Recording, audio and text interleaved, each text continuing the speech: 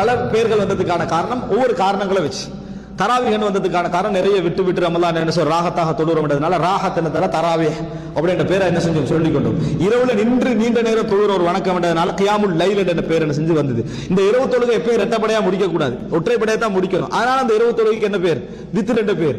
தூங்கி எழும்பி அதாவது இடைவுடைய கடைசி பகுதியில் தொழுகிற ஒரு பழக்கம், அந்த தொழுகை சிறப்பு என்றதுனால தஹஜ்ஜுத் என்ற பேர் என்ன செஞ்சது வந்தது. மற்றபடி நிபந்தனை அல்லது தூங்கி எழும்பித்தான் அது தொழணும் என்றது அல்ல. நீங்க இரவுல 1 மணிக்கு தொழுதாலும் அது தஹஜ்ஜுத் தான். அதே போல என்ன 11 மணிக்கு தொழுதாலும் தஹஜ்ஜுத் தான், வித்ர் தான், தராவீஹ் தான், கியாமுல் லைல் தான். அல்லாஹ் ரசூல் ஸல்லல்லாஹு அலைஹி வஸல்லம் அவர்களுக்கு சொல்றது ஃபதஹஜ்ஜத் பிஹி நாஃபிலத்தன் லக். நபியே நீங்கள் இரவில் கட்டாயமாக எக்ஸ்ட்ராவாக உங்களுக்கு ஒரு கடமை இரவில் தொழுவது. அதுக்கு என்ன வார்த்தை சொல்றான்ல? தஹஜ்ஜத். நீங்க இரவுல தொழுங்க என்ற வார்த்தையை தான் என்ன செய்யறான் சொல்றான். அதனால இந்த நாளும் ஒரே தொழுகைக்கான பெயர்கள்.